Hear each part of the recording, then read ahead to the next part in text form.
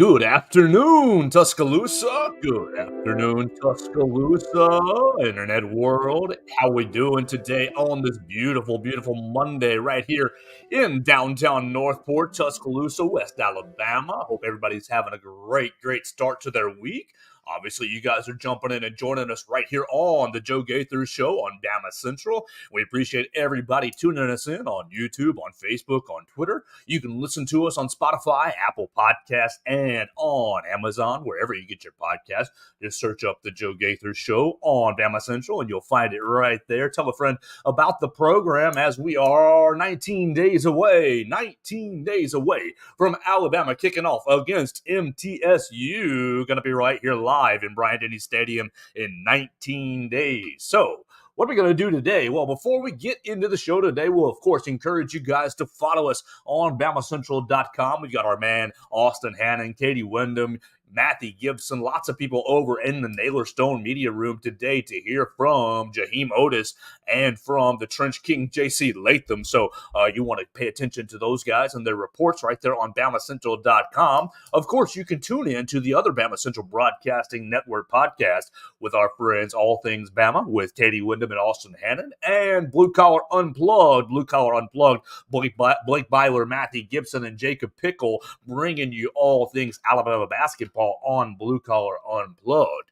The three of us, of course, joined together to make the Bama Central Broadcasting Network, and I am so proud to be a part of the Bama Central Broadcasting Network. You can follow me on the Twitter machine, Facebook machine, Instagram, anywhere you find it, YouTube, Snapchat, whatever you want to look me up at Joe Gaither 6. You can find me right there, and I appreciate everybody shooting me a follow. Hit me up in the comments, send me your comments, questions, queries, and complaints, critiques, whatever you want to talk about. You can find it right there on Facebook, Twitter, YouTube, anywhere you can find me on social media at Joe Gaither 6. So we're going to have, hopefully, a fun show today. We're going to recap the weekend. What did you do this weekend? I did not spend my time in Bryant-Denny Stadium because it was a close scrimmage for the Alabama Crimson Tide. Instead, I watched a little bit of the FedEx Championship. We saw the Glover fella, Lucas Glover, winning his second event in 2 weeks. Good for him. I watched a little bit of the FedEx Championship, and I watched a little bit of NFL preseason football. But we'll put those off for the end of the program. I was in Bryant-Denny Stadium on Saturday. I was in Bryant-Denny Stadium for the post-practice or post-scrimmage media availability for one head coach, Nick Saban. He spent 12 minutes with the media after the scrimmage. So let's talk about what I have heard, what I have gathered, what I have pieced together from the scrimmage, and we'll listen to Nick Saban. I got a couple of clips that we want to play from Nick Saban. We'll talk about the scrimmage, we'll talk about the AP poll, and then we'll talk about Alabama in the NFL for NFL preseason week number 1. How's that sound to you? Sounds good to me. Let's get right into it.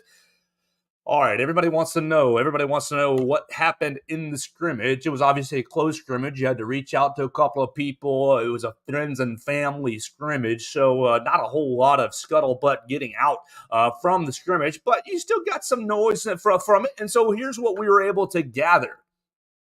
First, the two quarterbacks, it's still a two-quarterback race between Jalen Milroe and Ty Simpson. You've got Milroe and Simpson going head-to-head, with Buckner being kind of hanging on the coattails as the third quarterback, and really kind of the emergency option, if I had to say, which, you always want an emergency option, break glass in case of emergency. I think that's what Tyler Buckner, now that we're 2 weeks into camp, 3 days in pads, I feel like we're pretty much ready to determine that Tyler Buckner is the emergency option if Jalen Milroe gets hurt or Ty Simpson gets hurt. We want to knock on wood, no injuries. We don't want injuries for anyone on the Alabama Crimson Tide, or really anyone getting ready for their football season. Preseason injuries, the absolute worst. It sounded like Alabama came through the day pretty cleanly on the injury front. Jam Miller ended up with a little thigh bruise that was reported after the event, but no, we didn't hear any catastrophic injuries. So praise the Lord, amen. Thankful for that. And really, you don't want that for any program or any situation, Alabama or otherwise. But the quarterbacks, it sounded like, had a pretty good day. First off, let's just take the very base level knowledge. Jalen Milroe rolled out with the ones. Jalen Milroe rolled out with the ones and played against the Alabama second team defense and ended up having himself a pretty nice day. Reports from practice from sources are Jalen Milroe went 11 for 15, 2 passing touchdowns, and 1 rushing touchdown. Look, man, if I'm Alabama, if I'm Tommy Rees, I think you're going to have the most opportunity to be creative around Jalen Milroe's skill sets. I think you have the most opportunity to bleep defenses in the rear end with Jalen Milroe's skill sets because of his running ability. If he's able to pass the ball efficiently, then the running ability that he already has is going to just to manifest into twofold. Like, you're going to really cause headaches for the opposing defenses. You're going to really cause headaches for the opposing defensive coordinators, because you really can't. If I'm playing defense against Jalen Milroe, you cannot play really man coverage against Jalen Milroe. If you turn the defensive backs away from, if they turn the backs away from Jalen Milroe, you see what he's going to do with his rushing ability. If you're in man coverage and you run short crossers, or you run man beaters, you're going to make easy passes for Jalen Milroe to really read the defense and figure out who to go throw to. All right, so good day for Jalen Milroe, but you got to also say it was a good day for Ty Simpson. Ty Simpson rolling out with the twos and playing against the Alabama starting defense, which we'll get into the defense here in just a little bit. But Ty Simpson apparently going 13 for 19 with 2 passing touchdowns. I think that Ty Simpson really played well against the number ones and had things slow down for him in such a way that he's taking steps forward.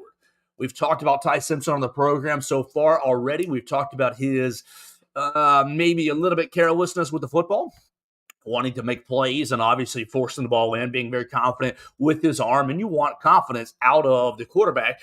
But it seems like on Saturday, he slowed down a bit and protected the football. And that's what you got to do. If you want to play Ty Simpson, you got to protect the football, move us efficiently down the field, and really just operate within the system, operate within the Tommy Rees offense. So what does this mean? What does this mean for Alabama?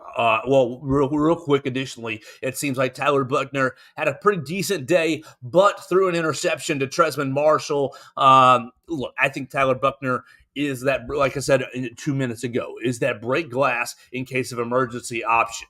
If Ty Simpson is turning the football over, if Jalen Milroe gets himself unfortunately hurt or is also turning the football over, Tyler Buchner gives you that third option of someone who's familiar with the system. I think he's clearly number 3. What does this all mean? What does this all mean? Look, I think it still means that Jalen Milroe is your first quarterback rolling out for the Alabama Crimson Tide against MTSU. Does it mean that Milroe is going to start against Texas? No, it doesn't. I think really everything is leading up to the MTSU game for kind of a live audition. You think back to, was it 2011? Yeah, 2011, Alabama is playing, let me pull that schedule up. 2011 Alabama football schedule.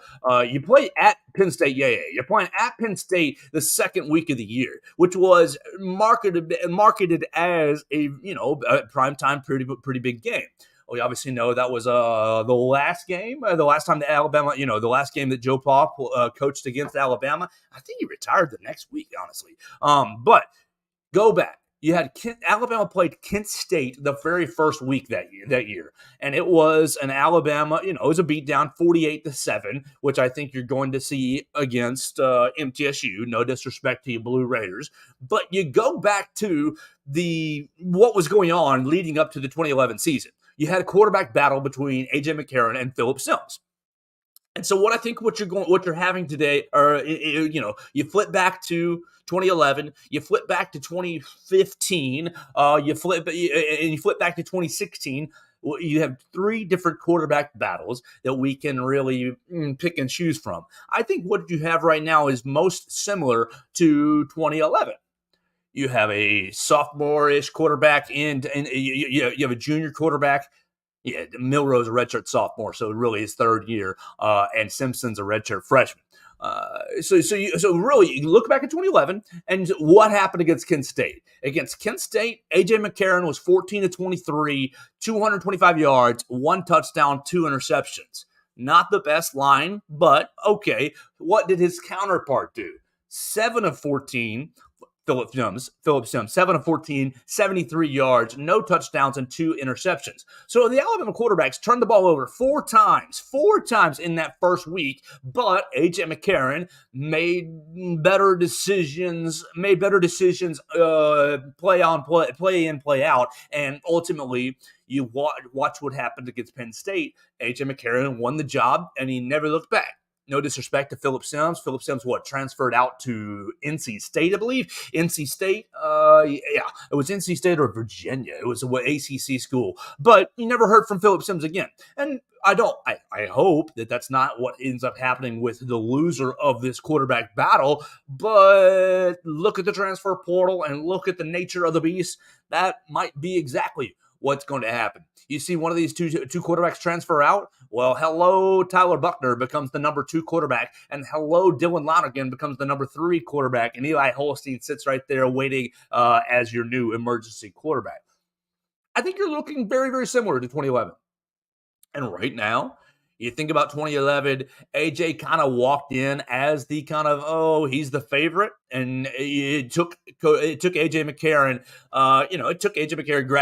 grasping that role against Kent State and then leading Alabama to victory on the road at Penn State the next week to kind of solidify his standing as winning the job fully. Look, they went on the road and they beat Penn State 27-11 the very next week. But really, think about the 2011 team and the difference. The difference is, okay, you're not riding the quarterback. What did you have in that first week against Kent State? Justin Fowler went for 70 yards rushing. Eddie Lacy went for 60 yards rushing. Trent Richardson went for 40 yards rushing and 3 touchdowns. Like, you were hammering the bleeping football. You're running the football over and over and over again. And I think you're going to see a very similar approach to the offensive game plan. Yeah, Alabama's going to be able to beat MTSU with its eyes closed. Absolutely. Alabama, you can hand the football off a billion times, and I'm sorry, Blue Raiders, you're not going to be able to put up and hang with the Alabama offensive line and the Alabama running backs. So you really are going to use the rushing game against MTSU, and you're going to probably see at least both quarterbacks. I would be shocked if you don't see Milroe and Simpson both get reps at this point. In the season, I think you're going to see them both against MTSU, and we'll see who leads the offense better when there's live fire. I'm sure, yeah, but obviously the Blue Raiders are not the equivalent of the Georgia Bulldogs, are not the equivalent of the Texas Longhorns or anybody else that's on our schedule that could potentially present some pitfalls. Tennessee or LSU or A&M.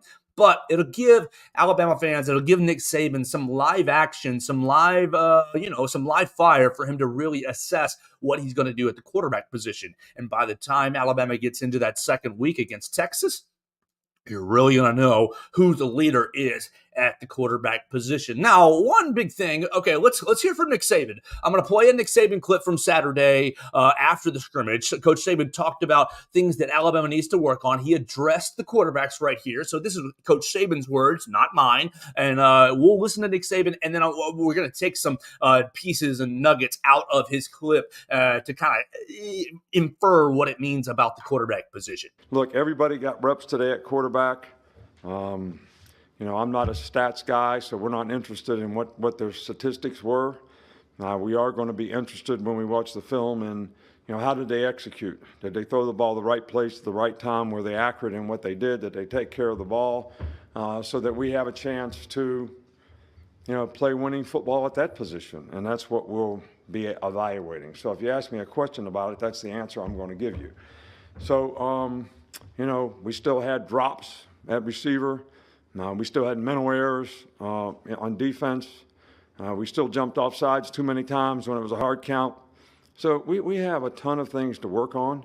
But in all honesty, if we didn't have a ton of things to work on, why would we have 20 more practices or whatever it is for the first game?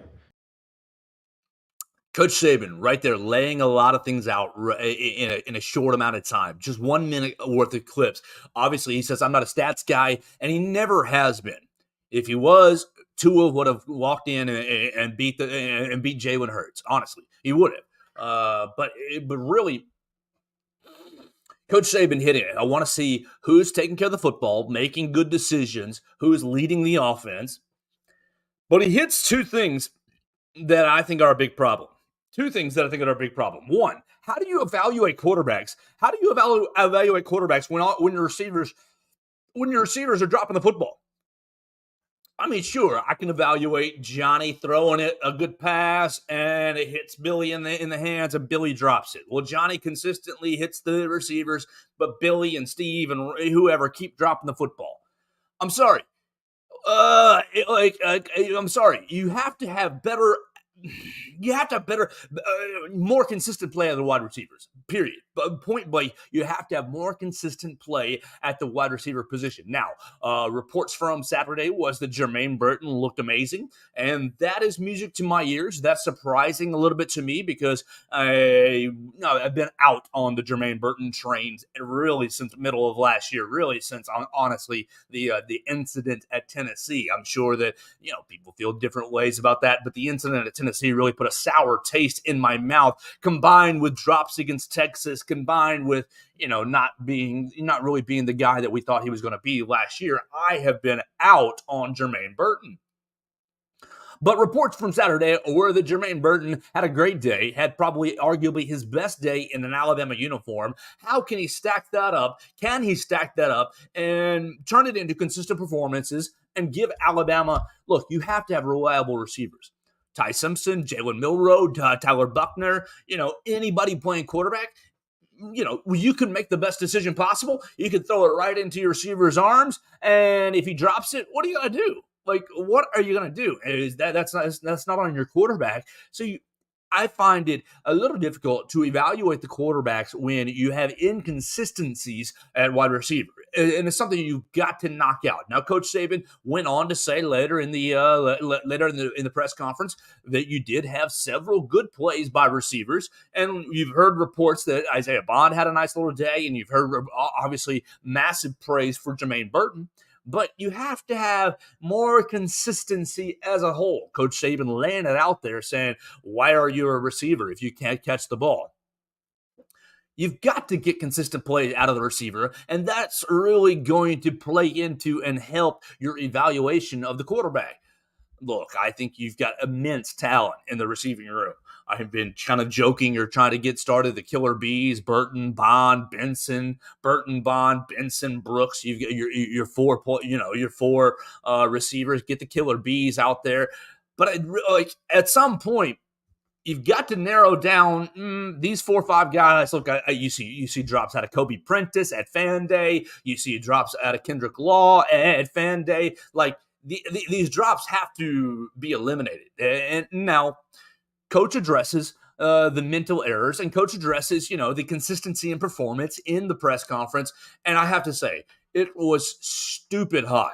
Oh my gosh. If you're not in Tuscaloosa, if you're not in West Alabama, the last weekend change, and look, I know it's hot wherever you are. I've got friends all over the country, and we're all talking about the heat. It was absolutely disgusting hot. The heat index on Saturday was right around 112, 113, 114. And so, look, that is, oh my gosh, it's dangerous. A dangerous level of heat. And these guys are in their third day of pads. These guys are in there, trying to get acclimated to wearing all the equipment, running around full speed. And also, hey, it's 114 degrees outside. Not officially, but the heat index was at 114. So it's disgustingly hot. So you're having mental lapses. And Coach talks about that. Coach leans into jumping off sides on defense. Come on, we've got to eliminate that. You're missing protection calls on the offensive line. You have to eliminate that. If you're breaking in a new quarterback, and I'm sorry, we all realize it's not Bryce Young. It's not a Heisman Trophy level talent. Maybe it will be at one point. Maybe Ty Simpson or Jalen Milroe will put on great seasons. But right here, 19 days away from kickoff, it's not going to be a Heisman Trophy level quarterback. Yeah, Jeff Wade is in Louisiana, so it is hot as bleep in Louisiana as well. like in the Southeast right now, oh my gosh, we're in the fires of hell. I'm sorry to be exaggerating in that fashion, but it is absolutely disgusting. And so, of course, that plays into a focus factor for the Alabama Crimson Tide. JC Latham at the podium today saying, hey, it's 105 degrees outside. Of course, we're practicing in it anyways. There's nothing we can do about the heat. We just got to embrace it. But let's all be honest, it makes it a challenge to stay focused. If you're ever exercising outside, if you're doing yard work outside, if you're doing whatever you're doing outside, once you get an hour into it, my mind starts to wander. My mind starts to go other places. So you have that factor of the heat. I don't really want to give it as a huge excuse to the players because in 19 days, guess what? It's probably going to be over 100 degrees heat index. We're very blessed. The first 2 weeks the first 2 weeks games are night games. I think it's 6 o'clock for MTSU, and I think it's 7 o'clock for Texas. I know that you're going to be right there prime time. Thank the Lord you will be under the lights, but it'll still be gross hot in Bryant-Denny Stadium the first couple of weeks of the season. Regardless, it doesn't matter. Your wide receivers, you have to have focus on the wide receiver. Like, I don't care if you mess up a route. I don't care. Like, I do care about that. But like the main thing is catching the dadgum football. When it goes in, when the ball's in the air and it comes at you, you catch it or no one catches it. And if it hits your hands, you have to catch it. And so you got to help out your quarterbacks. You got to help out your young, inexperienced quarterbacks by catching the dadgum football. And so you look at last year, Alabama was 5th in the SEC in drop rate. You got to go way down. You have to have a much better percentage catching the football. And whether it's limiting your wide receivers rotation, or whether it's just simply conditioning them further to sustain their focus, whatever it is, because I don't think it's hand-eye coordination. No, it's not hand-eye coordination. You get these guys out there on the first play of practice, on the 10th play of practice, they're catching the ball. What I am gathering is as practices are going on, as scrimmages are progressing through the afternoons, I'm gathering that the catching and the attention to detail and the focus is dipping. Coach Saban's been very vocal on Thursday of last week and on Saturday, basically of sustained focus has been an issue. Sustained focus and sustained intensity has been an issue. And of course, I do recognize and acknowledge it is absolutely like disgusting and dangerous levels of heat out there. And I know Jeff Fallon and their staff are protecting the players at the best that they can and preparing the players the best that they can, hydration and all kinds of nutrition and everything that goes into that. Sure. But it's still dadgum nasty hot. And we've got to do better about focusing all the way through a practice. Look, when Tennessee comes to town, when LSU comes to town, they're going to be throwing the football all over the place. CBS is going to be running commercials all over the place. And so it doesn't matter. The game's going to go 3.5, 4 hours. Texas, week number 2, they're going to be throwing the football all over the place. ESPN's going to be running commercials. That game is going to be 3.5, 4 hours. You're going to have to build up some focus, build up some whatever it is, condition your mind. You're going to have to condition your mind to be ready for, long, sustained efforts. And it sounds like the wide receivers are struggling a little bit. They sounded like the people that I talked to through the week, last week, the drops were a bit of an issue, but on Saturday, they were a bit better. They were a bit more improved. So maybe it was more of a, hey, when the lights come on, we catch the football. I don't know. I don't love that. I want to see consistency through the week with our receivers because, look, the best thing you can do for a new quarterback is to be very, very good in other areas. And so what I have, walked into the last couple of months thinking about this season, I haven't been necessarily worried about the quarterback because I thought the offensive line looks really, really good. The receivers are very, very talented. And obviously the running backs are incredibly good. It sounds like Coach is not so happy with the output and the production, the consistency of the wide receivers. Additionally, it sounds like Coach is a little bit upset with the offensive line. Now, you saw the starting offensive line that came out on Saturday. It was reported to me was left to right, JC Latham. no, excuse me, left to right, Caden Proctor, Terrence Ferguson, Seth McLaughlin, Tyler Booker, and then J.C. Latham. There's your left to right. Actually, that's opposite sides for me because the screen's mirrored. But no, it sounds like from left to right it was Proctor, Ferguson, McLaughlin, Booker, and then J.C. Latham. Great.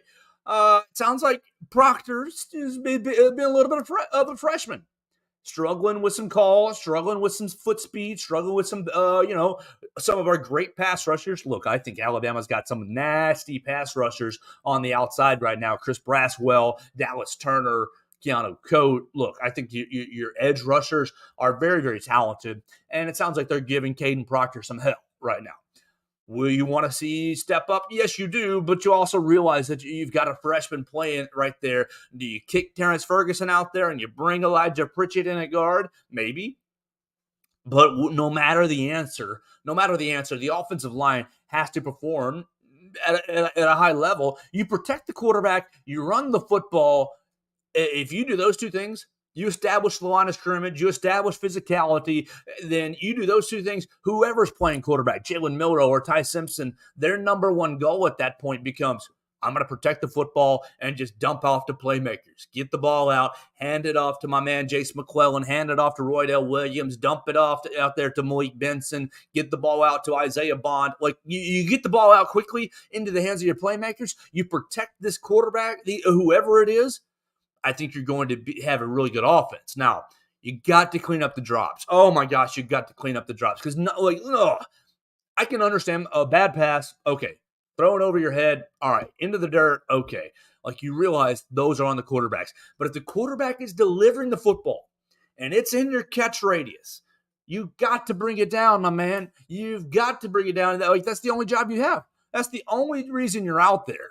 But really, my main focus, Jeff Wade and I are on the same page. Get the offensive line right. Get the offensive line ready. Because if you're pounding the ball, you back off the coverage, you bring everybody into the box, you open up the passing game much better. I think that's going to be essential and crucial for Alabama this year to take some pressure off the quarterback. Take the pressure off. Look, I think Milroe can handle it. I think Ty Simpson can handle it. I think they're both ready to play at high levels. They're going to be experiencing growing pains. Each of them will experience growing pains no matter who's under center. And so what can you do to eliminate the growing pains, or what can you do to mitigate the growing pains? Run the bleeping football, get the pass protections right, catch the ball when it's in the air, help your quarterbacks really perform at a higher level. Help your quarterbacks perform at a higher level because the rest of the offense is performing and is handling their business. Look, I love baby Bryce Young. Oh, my God, I love you, Bryce. But you guys, if you watched Alabama over the last 2 years, it was kind of snap the ball to Bryce and let's all just patty cake, give him a lot of time and let him make some decisions and make a play. It can't be that way this year. It cannot be that way this year. Like literally, if the offense operates in that way, you're going to be looking at a couple losses on the schedule. You are. But if the offense operates in the offensive line drives the team, drives the offense, then boom, everything else falls into place. So it's going to be really important. It's going to be really important to find the first five, get them some chemistry ASAP. Now, look, lots of people reacting to the scrimmage this weekend. I think you need to go back and hear. I'm actually going to play it one more time because I think it's important. I think you need to hear Coach Saban, the very end of this clip, where he talks about the things that they need to work on. Listen to the very end of this clip again, where Coach talks about we have 21 more days until the first game. We have 20 more practices. If we didn't have things to work on, then what would we be doing here? This is Coach Saban again. Listen to the very end and kind of reset your expectations for Monday, August 14th. We're not playing tomorrow. MTSU is not rolling into town today. This is Coach Saban reminding us that there are things still to work on and a lot of time to get. Look, everybody got reps today at quarterback. I'm not a stats guy, so we're not interested in what their statistics were. We are going to be interested when we watch the film and, how did they execute? Did they throw the ball the right place at the right time? Were they accurate in what they did? Did they take care of the ball? So that we have a chance to play winning football at that position. And that's what we'll be evaluating. So if you ask me a question about it, that's the answer I'm going to give you. So, we still had drops at receiver. We still had mental errors on defense. We still jumped off sides too many times when it was a hard count. So we have a ton of things to work on. But in all honesty, if we didn't have a ton of things to work on, why would we have 20 more practices or whatever it is for the first game? There you go, Coach. You got to keep our expectations tethered just a little bit. No, the team is not, the cake's not out of the oven yet. Even if it's the quarterback or if it's the entire team, the cake is still baking, and the cake still has 19 more days left to bake to get us ready. Now, of course, I think Alabama is going to beat the brakes off MTSU. So you take 19 days plus 7 is 26 days until you're playing Texas. And between you and I, look, I'd love to beat Texas. I would love to beat Texas. Oh my gosh, I'd love it because you hear them all chirping on social media. You know they're coming to the SEC pretty soon. But let's all still keep it 100, keep it honest with each other. You lose to Texas, it doesn't matter. It doesn't. It does not matter. The Texas game is really just kind of a measuring stick, is really just kind of a barometer of where we are. Do you want to win it? Of course. I don't want to give up a single game. But you got to get ready for SEC play. You go in, you go through the SEC, you go out to A&M and win, you host Tennessee and you get revenge, you host LSU and you get revenge, you go down to Auburn and you beat Hugh Freeze those are the important games. Now, of course, you don't ever want to give up a game. You don't. And so I'm not sitting here saying, hey, we should just give up on beating Tech. No. You've got to be ready for the season, but still, at 19 days, at 27 days, you still have plenty of time. You still have plenty of time for Alabama football schedule. Yeah, you still have plenty of time to get ready for the real meat of the season. Look, you're going down to South Florida. You're going to beat them on talent alone. And then you play Ole Miss. Boom. It's Ole Miss, September 23rd. You're still a long way away from having a real meaningful game. Of course, Alabama fans, people covering the game, people watching the team, you want to win them all. You absolutely want to win them all. But you look through the schedule. You're going to beat MTSU on talent alone. You're going to beat South Florida on talent alone. When you play UTC at the end of the year, you're going to wax them on talent alone. If you drop the Texas game September 9th, does it stink? Will it stink? Yes, it will stink. You'll hear forever and ever. The Texas fans will never give it up. Will never let you live it down. Absolutely, that'll be something you have to swallow. But if Alabama wants to get to its goals this year, wants to win the SEC West, get to the SEC championship game, play likely Georgia and beat them, get to the college football playoff, win a national championship. If those goals are still your goals, then the Texas game is not necessarily be all end all game. You still have 19 days to MTSU, 27 days to Texas, 34 days away from South Florida, and then 7 plus? So you're 41 days away. You're 41 days away still from playing Ole Miss, from welcoming in the Lane Train September 23rd. And so that's really where the competition starts.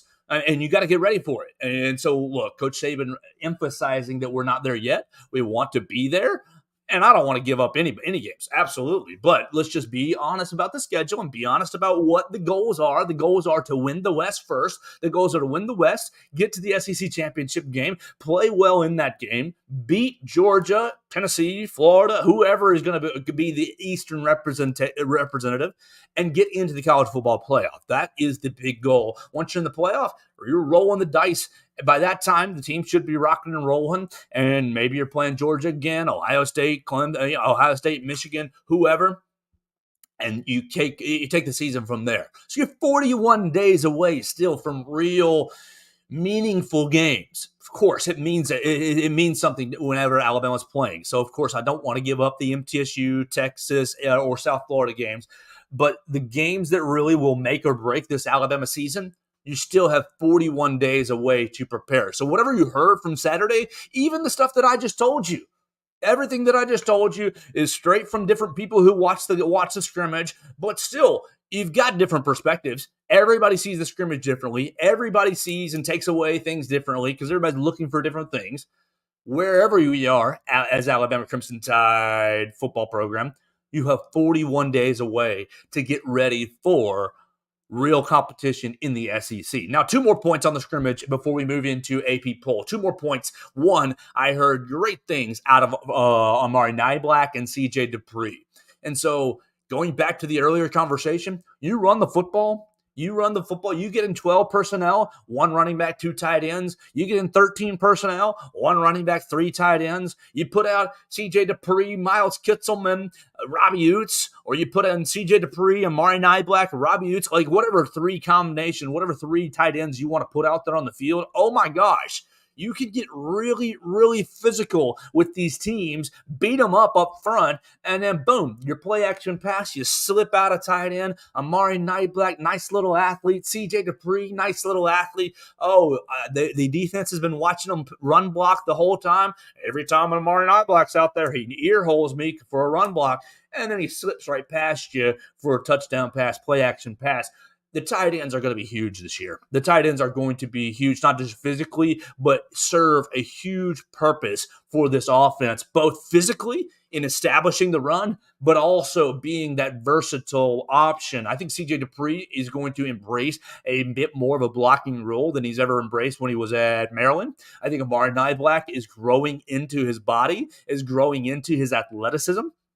I think Miles Kitzelman and Robbie Utes both get the sneaky athletic term. Yes, I know that's so racist for the white guys. He's sneaky athletic, first guy in, last guy out. But you see that in Robbie Utes and in Miles Kitzelman, both guys getting into the second levels of the defense pretty well on tape. And so, okay, I'll put it on them. Sneaky athletic. The tight end room is going to be vastly and very important for this Alabama offense to work, to work and to operate the way it wants to, in my opinion. Now, I'm not in the coaching staff room. I'm not drawing up the game plans. It's just what I've kind of inferred or gathered over the last couple of weeks and really going into the season. All right, so last thing on the scrimmage, we talked about the heat, the disgusting heat. Welcome to West Alabama. Right now, let me just see. It's absolutely brutal. What does the Weather Channel have it for today? The guys are practicing at 7:30 tonight, so they're going to get a little bit of a reprieve on the heat. Right now, oh my gosh. Weather Channel has it 96 degrees right here in Tuscaloosa. Feels like 113. Oh my gosh, brutal. Don't go outside if you don't have to. I'm sorry, just don't. Try to save your outside time for later in the evening. I cut the grass yesterday at about 6:30 p.m. because of the heat. And so the guys tonight will be practicing at 7:30. By the time it's 7:30, what do I have? The temperature will be down to, a whopping 92. So I'm sure the heat index will still be very, very high, 98, 99, somewhere in that range. The guys working their butt off. We hit the heat. The defensive performance. Oh, gosh. I don't want to say 2016. I don't want to say 2011 or 09. But I have to. I think this defense is going to be somewhere in that category, whether it's 2009, whether it's 2011 or 16. I think it's going to be somewhere in that range that Alabama, the Alabama defense is going to be absolutely disgusting this year.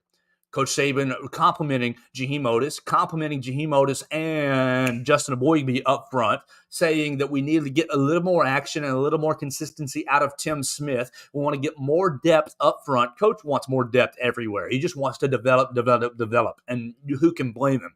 Whether you're a freshman or sophomore, continue to develop to get up to a level where we can trust you, where we can play you. But the Alabama linebackers and the Alabama secondary, I think are going to be one of the best groups we've ever had. Think about the secondary. You have versatility, you have talent, you have just the right mixture of experience. I think the secondary is going to be absolutely insane this year. And so really, while a lot of the focus is on the quarterback, rightfully so, it's the most important position on the field.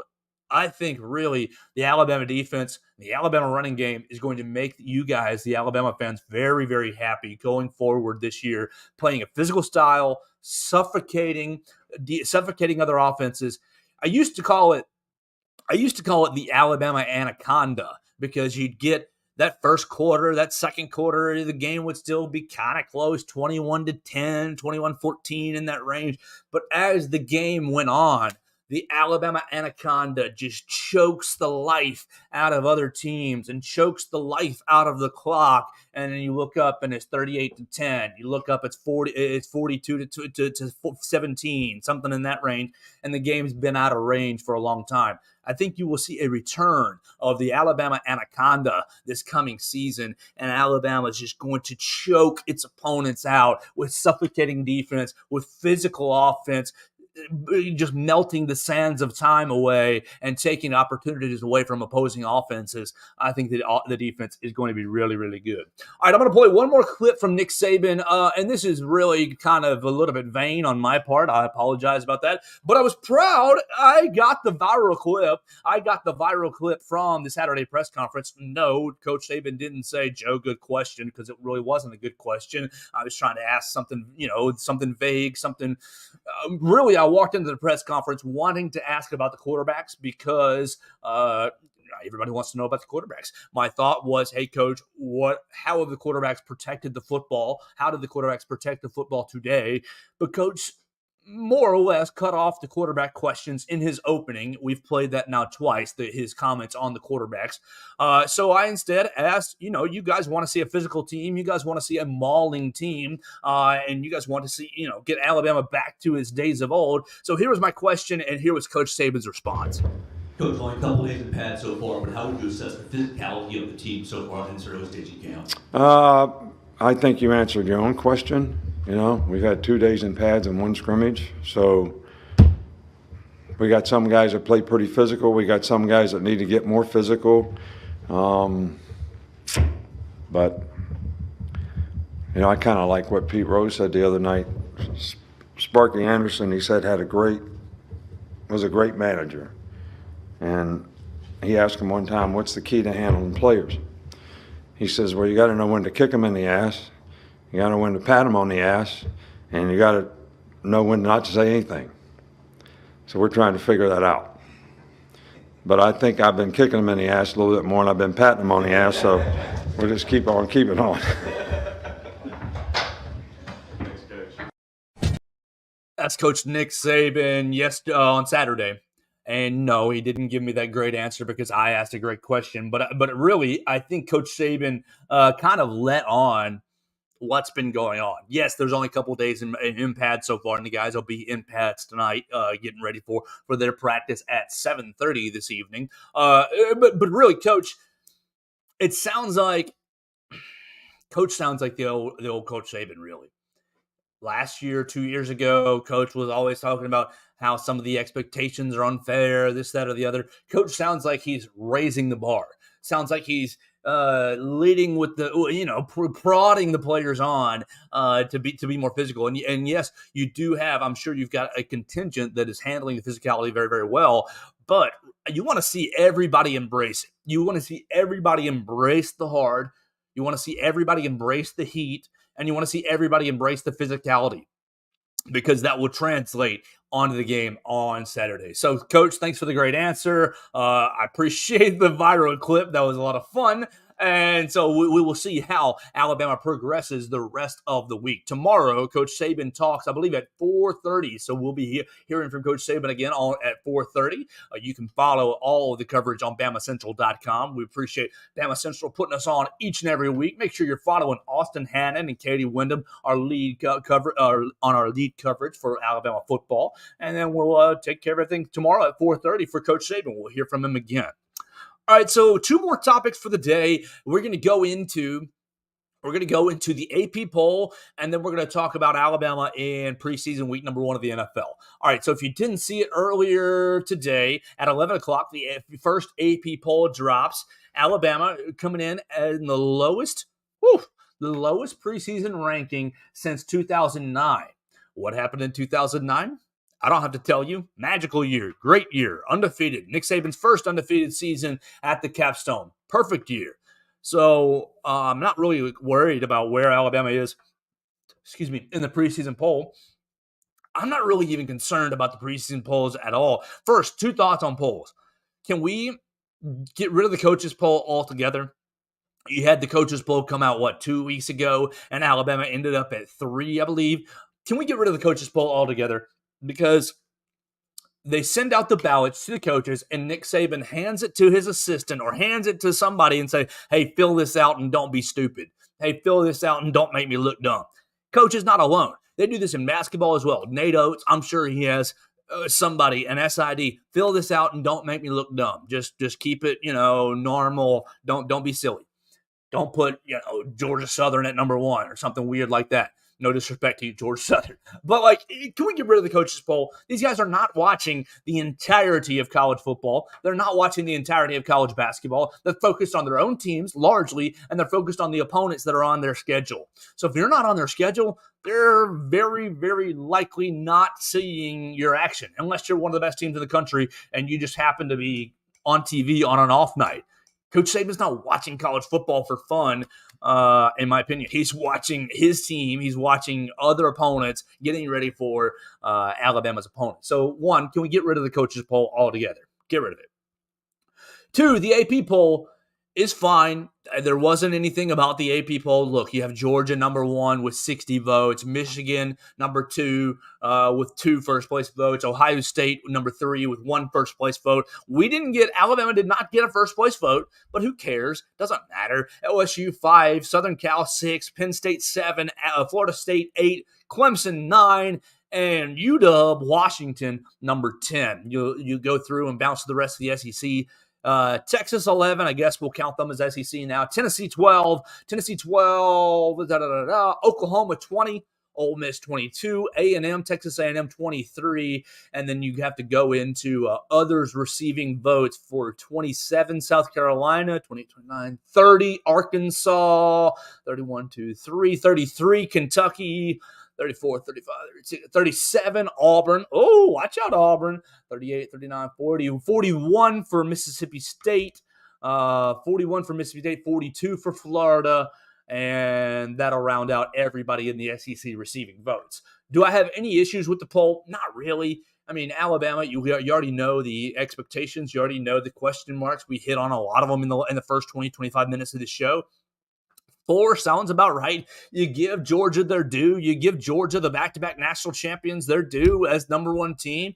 Michigan looks like they're going to be a great team again this year. Ohio State always looks good. You know those schedules in the Big Ten are not really that difficult, so they'll probably manage their way to an undefeated year until they play each other on the last week of the year, probably.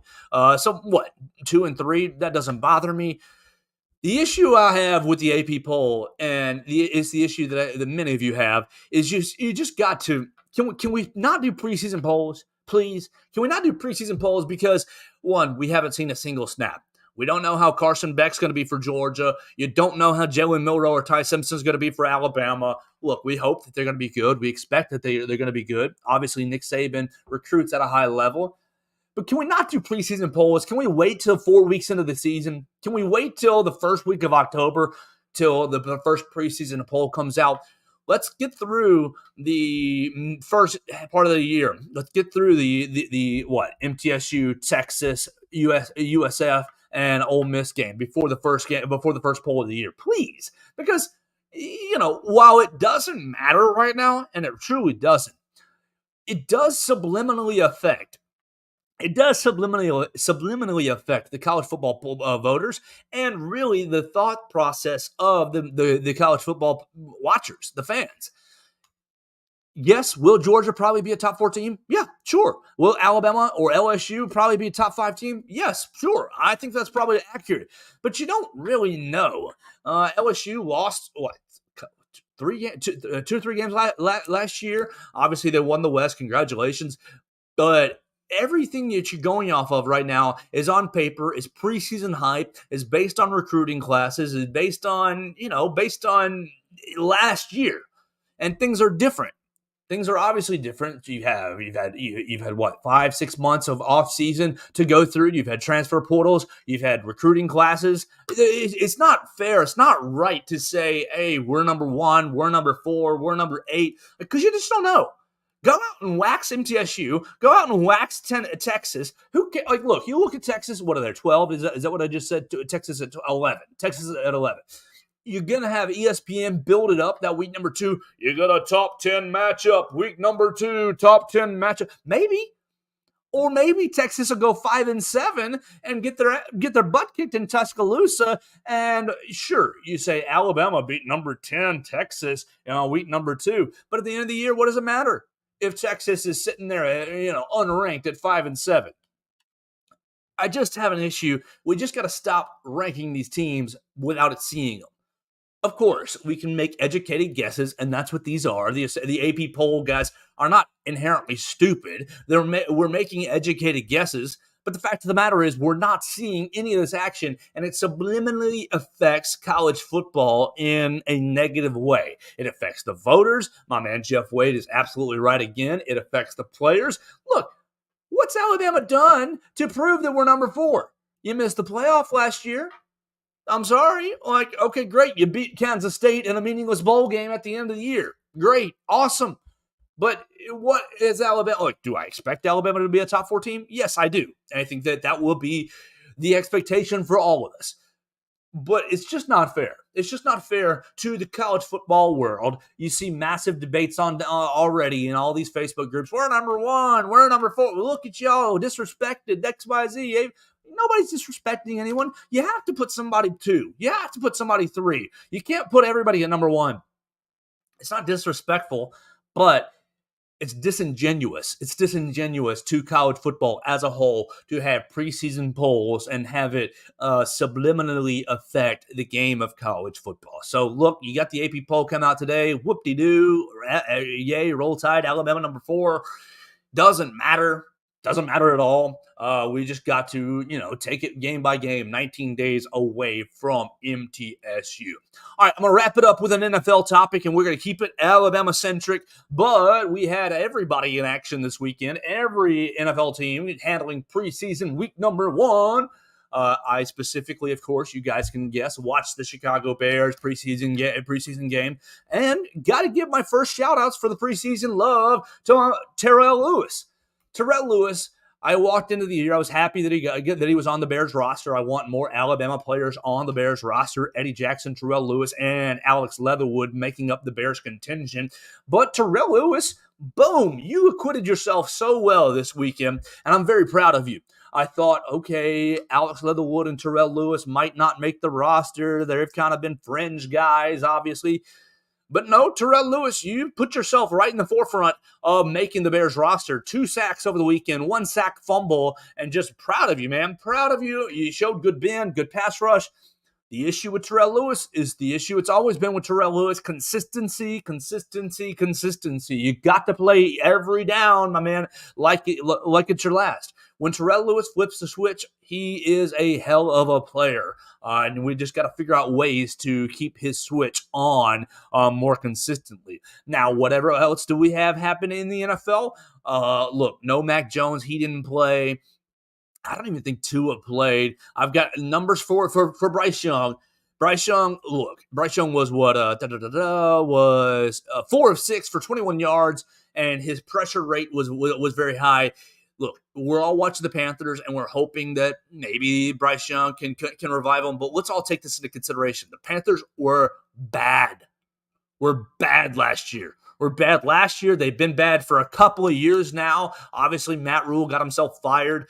So Bryce Young is basically walking into not a great situation. It's very difficult to judge Bryce Young on, 6 passes on preseason games. I encourage you not to judge these players on preseason games. You see lots of people online. Stetson Bennett won his preseason game. Stetson Bennett had a great look. Stetson, he's going to be a fine backup quarterback.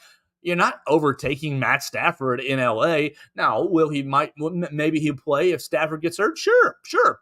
I think Stetson is a fine quarterback, but there's a reason that Bryce Young got drafted number 1. There's a reason that C.J. Stroud got drafted number 2. There's a reason Anthony Richardson got drafted at 4. Now, I think Anthony Richardson is going to bust so hard. But come on, it's very dumb of us to really extrapolate and determine what careers will be based off one preseason performance. Let these rookies get comfortable in the game, give them more reps. It's hard to tell off the first a little bit. And plus, even the good performances, you have to put into context. Oh, were they playing against the ones? Were they playing against the twos? How were they playing with starters or with backups? I'm very happy with Justin Fields' performance, but come on, I realize that Justin Fields barely played. It was 3 passes. It was 3 simple passes for Justin Fields that really turned into big plays. Preseason football doesn't matter. We'll obviously watch preseason as it continues. I think it is coming up Saturday. We'll get into week number 2, and we will see more action from all the starters across the league. It means we'll see more of Bryce Young, and I hope that he'll have a better day. But Bryce was under pressure all day long, or on all 6 of his dropbacks, on all 6 of his dropbacks. And so, look, you've got to have better protection up front for Bryce Young. You look out of their receivers. Their receivers aren't that good. Yeah, Adam Thielen is okay. He's over the hill a little bit. You've got a mediocre Miles Sanders behind him, so you're not playing with the best of weapons. Let's give Bryce Young a little bit of a break and understand what kind of a situation he's walked into. So that's going to pretty much do it for our show today. I've reached out to several people to jump on the show. I think we're going to have head soccer coach Wes Hart coming on the program sometime this week. That's going to be great. They're opening up their season on Thursday right here in Tuscaloosa. Encourage you guys to get out and support our Alabama soccer team Thursday, I believe at 7 p.m., so the heat won't be as bad. It'll still be pretty hot, but it won't be as bad. 7 o'clock, the girls are playing right there in Alabama Soccer Stadium. Join me over there on Thursday. We'll be celebrating or pulling for our girls to get the season started on a great note, and hopefully we'll have Wes Hart join the program. I've reached out to one Patrick Nix, the Central Phoenix City head coach. He's going to help me hopefully get into contact with Isaiah Faga, not Faga, he corrected me, Isaiah Faga and Red Morgan. Hopefully we'll get those guys on the show. We'll see whatever else we can do. It's going to be a fun week, 19 days away from Alabama kicking off against MTSU. Yes, 19 days away, but really 41 days away from the first real meaningful game for Alabama. Plenty of time to improve. Don't worry about what you heard over the weekend, the good, the bad, the ugly. Don't worry about the drops. That will get fixed, I hope, I expect. Don't worry about some miscommunications. Coach Saban's going to work all that out. I'm really excited for this team. I really like what they've got going on right now. We're going to wrap up the program. We'll encourage you to follow us on the social medias. Appreciate you, Jeff Wade. I appreciate you, Roll Tide, as well. Thanks for watching. You can watch along with Jeff Wade on Facebook, on YouTube, on Twitter. You can comment like Jeff Wade did on Facebook, on Twitter, on YouTube as well. Joe Gaither 6 everywhere on social medias, Instagram, Snapchat, all over the places. It's at Joe Gaither 6. You can find us at BamaCentral.com each and every day. We love it on BamaCentral.com, the Sports Illustrated home for the Alabama Crimson Tide. We will be back tomorrow. Nick Saban's going to talk at 4:30 tomorrow. We'll hear from him again, and we'll bring you what his comments were and what they mean. I appreciate everybody watching. Go tell a friend about the program. Listen to us on Spotify, Apple Podcasts, and on Amazon. For you, the listener, I love you so much. I'm thankful for you. I am Joe Gaither. This was another edition of the Joe Gaither Show on Bama Central and Bama Central.